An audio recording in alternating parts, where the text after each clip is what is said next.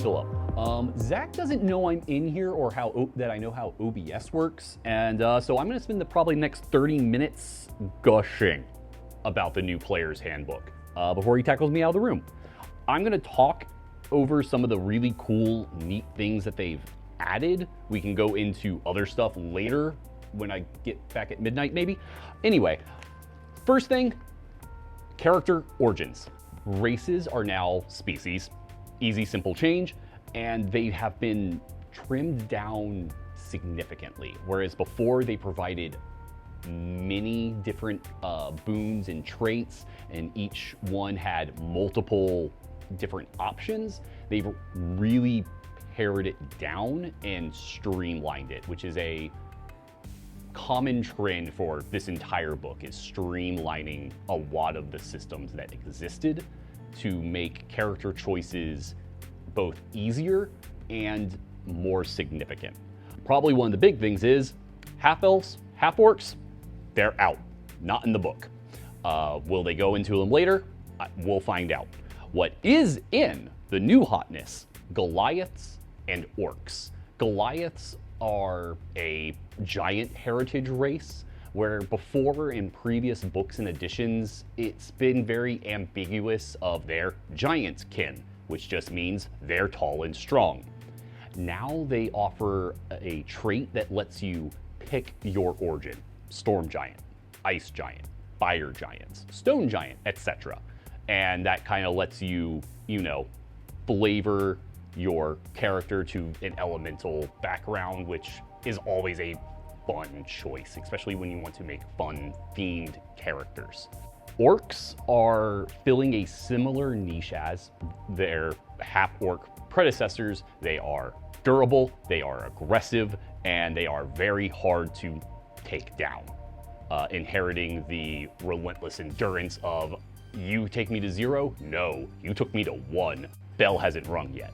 That said, a lot of the races that aren't in the book will be very easy to bring in. You're playing a fire genasi, an air genasi, it's very easy. You just trim down 3 to 4 of the more culture or societal-based traits, and you're really right where you need to be. So anything that you had in the previous, very easy to bring up because you're cutting, not adding. The other part of origins is your background, which are honestly now taking on a much more significant load than races were in previous editions. Your species tells you what you are. Backgrounds do a much better job of saying who you are. They still do some aspects that they did before. They give you 2 skill proficiencies, they give you a tool proficiency. The 2 big things they do now is, 1, this is where you get your ability score increases from. Where before, species gave you a +2 and a +1, now your background does. And the way that they do that is each background has 3 ability scores associated with it. You pick 1 as your +2, you pick 1 as your +1, you're good to go. And then the other thing that they do, they give you a feat. I know. Feats are pretty much the same as they were before, but have been divided into some categories. One of those categories is origin feats for your origin. They give you one of the feats that existed in the previous editions that were mostly considered by, I would say, the community to be some of the lackluster feats. They were by no means bad, but when you only get 5 feats in your character creation, and that's 5 feats if you get to level 20, skilled looks lackluster. 3 skill proficiencies does not stack up to an ability score increase or sentinel or great weapon master. Like, those are great. Not killing your friends with a fireball by accident. That's a meta magic feat, and we're good, Zach. Okay? Also, if you didn't want to die to fireball, you shouldn't be within 5 feet of the boss. So a lot of the origin feats are those softer feats that you basically just get for free now, based on which background you pick. There is a major asterisk to that, which is, for some reason, they put luck as an origin feat, and luck is easily one of the most busted feats in the game. It lets you re-roll failures, and make your enemies reroll successes. I don't know why they did that. After that, we have 3 new class paths that were added in this book. This book does a great job updating old class paths from the very early design stages of 5th edition to bring them up into a new modern design space, but it also gives us 3 new ones. The first one is the Path of the World Tree Barbarian. You are a warrior with spiritual and cosmic ties to Yggdrasil itself. The main theme of this one is when you rage, you get temporary hit points, and you get to give allies temporary hit points, which is great. It's a way to heal, but not healing. I love temporary hit points.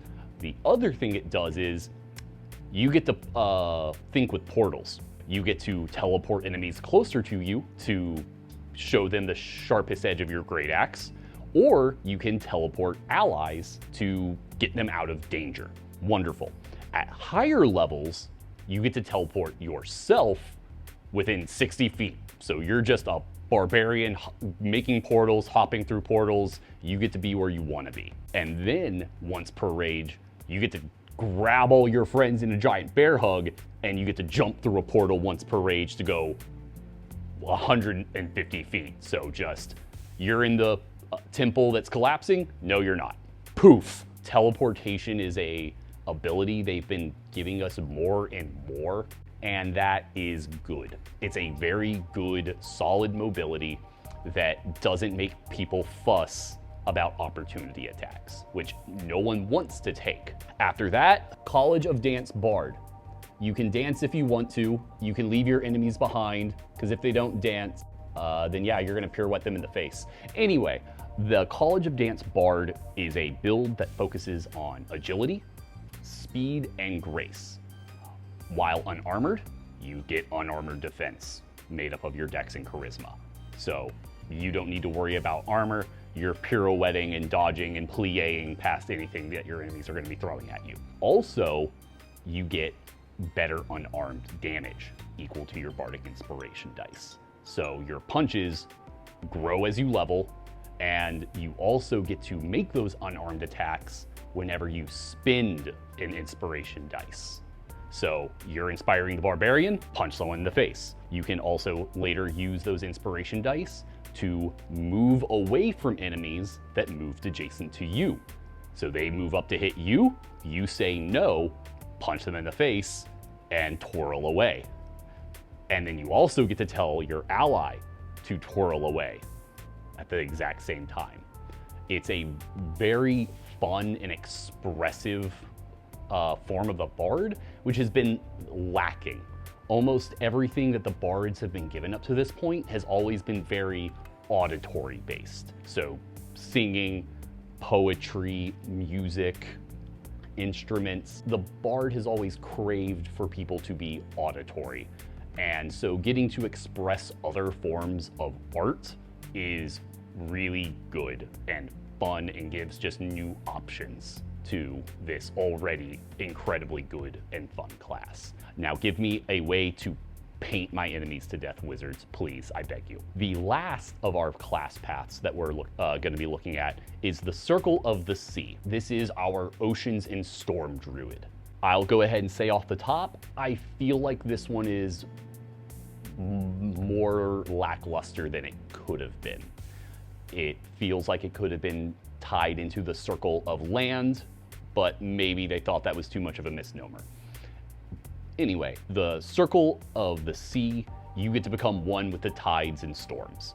The main thing that you get is you get a bunch of bonus spells that give you spells from lists that you normally wouldn't have access to really keep you on theme. Lots of lightning, lots of storm magic that weirdly enough the druids don't usually have access to. But you always get access to it now. The other thing is that you get to spend your wild shape charges, and instead of turning into an animal, you summon a small cyclone of storm and tide around you. While that's going on, you can use your bonus actions to basically punch your enemies with wind, and send them flying 15 feet in a direction. Push, forced, and other forced movements in D&D are very good, because if there's a ledge, if there is a chasm, if there is a bridge, and you push them 10 feet over that edge, there's not a dex save in the world that's not stopping them from plummeting to their doom and taking massive fall damage, or just dying outright because the DM didn't put anything at the bottom of that hole. A literal plot hole. Is it a plot hole, or is it just the sub-ocean? It's a hole where there's no plot. It's a zone where nothing's rendered. At higher levels, the cyclone around you that starts out as a 5-foot radius grows to larger width, so it has greater area of effect. You can also make another one and put it on an ally, so you can have 2 cyclones. Did cyclones have a second movie, Zach? Was there 2 cyclones? Twisters? Yeah. Twisterses? So it's Twister, Twisterses, and then Twister 3? Is there a third one? I have no clue. I don't know. Anyway, you get to make 2 and keep it on your ally. Your ally gets to have the ability to punch people 15 feet, and it uses your save. Also, while those twisters are going, people get a swim speed, a fly speed, and resistance to storm damage, cold, lightning, thunder. It is a wonderful, flavorful class, but because almost all of its features center around this one put a cyclone on yourself, it feels a little flat. You get this one really good toy rather than a couple of toys to mix it up. So it feels very one-trick pony. That said, I'm gonna play the heck out of it because storm mages are my favorite trope in fantasy, period. Fire is the magic of mages, lightning is the weapon of the gods, and I know which side I'm picking. Zach, how much more time do I got? What are you talking about? We're not recording this. Yeah, I realize that bit kind of dies halfway through when you start talking to me off screen, but here we are. Anyway, that segue dead in the water. We're going to talk about the Rules Glossery, the greatest edition this book has. It starts on page 364 and goes on for 16 pages. The Rules Glossery is exactly what it sounds like. It is all the rules, it is all the definitions, it is all the minutia of the game put in one place. You no longer have to remember what page the grapple rules are on because you can just go to the back. It has no subsections to get lost in. It is just everything in alphabetical order, and it is beautiful, and it is everything these books have ever needed, and I don't know why more game systems don't do that. I'm looking at you, White Wolf. I remember. As I said earlier, temporary hit points. Temporary hit points are the best. They are ways to give other classes that are not traditionally healers healing. The Barbarian is the greatest self-healer in D&D. Why? Because it doesn't take damage. It reduces damage, which is the same as healing, except it doesn't use up resources. Temporary hit points are the same. You do a thing and then get temporary hit points. That is damage being prevented on the enemy's next turn, and then the cleric doesn't have to cast Healing Word. They get to use their bonus action to bap someone over the head with Spiritual Weapon. They are much more liberal in this book and have been added to a number of different classes and paths, and that's a good thing.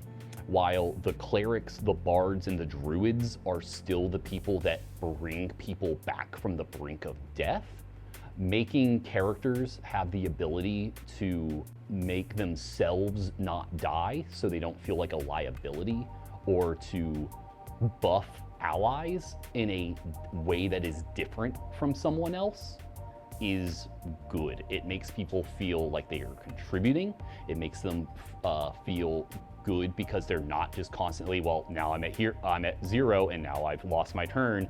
And not only have I lost my turn, but now the cleric's losing their turn because they have to bring me up just so I can go back down again. It keeps the game going in a way that is very simple. This is something I've wanted in D&D for a long time, and I'm so happy that they're embracing it in this new handbook. Eldritch Blast is no longer a requirement to Warlock.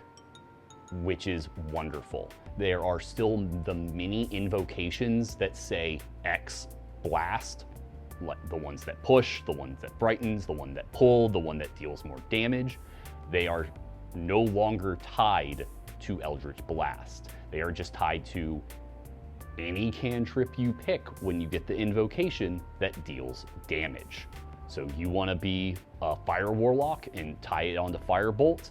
Awesome. You want to put it on Chill Touch, you want to put it on Ray of Frost, you get that, which feels good. Those invocations made Warlocks feel like a one-trick pony. Warlocks, for the longest time, felt like you did one of two things. You either Eldritch Blasted something to death, or you didn't want to be a caster and you wanted to be melee, so you went over to the Hexblade. Breaking this up makes the Warlock patrons that offer something new to bring diversity to the class a strong foothold to break up the monotony. If you're now a Celestial Warlock that was given Radiant Flame to deal damage, that can now be your awesome bread and butter cantrip that does all the cool stuff because the invocations now support it. This is probably my biggest note against, though. Everyone prepares spells now.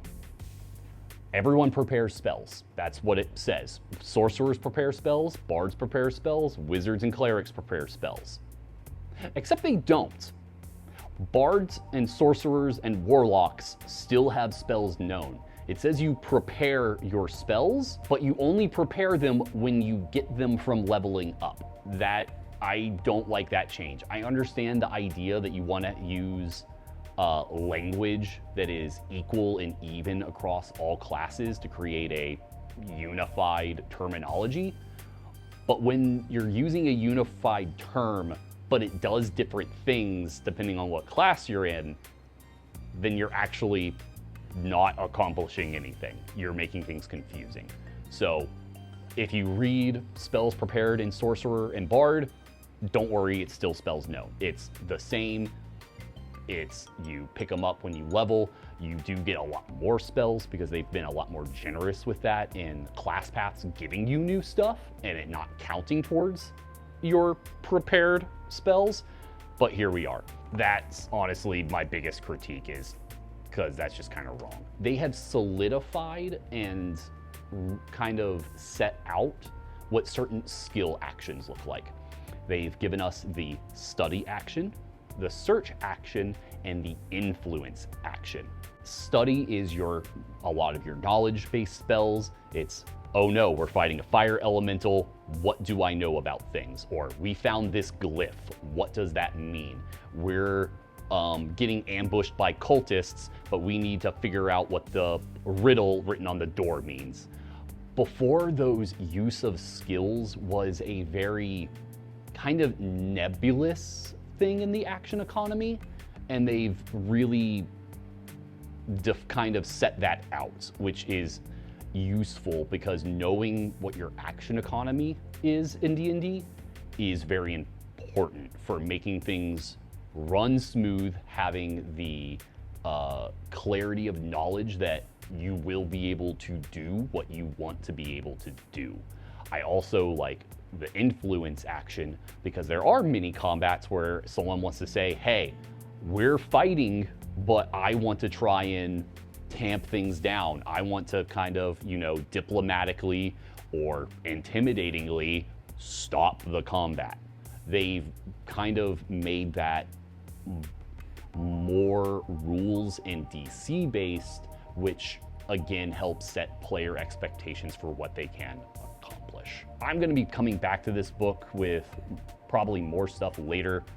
I'm very excited about the changes that they've made in this. A lot of it is a consolidation of patches from other expansions that we've had in the last 10 years, but some of it addresses things that I didn't notice I were missing from the game until I read it in this book, and it makes me feel very excited for other things coming down the road. I'm absolutely exuberant to play out of this book. So yeah, thank you for joining me, and we'll be making more videos, right, Zach? Hey, wait a minute. Did this work? You have been recording this whole time. Oh no! Ah!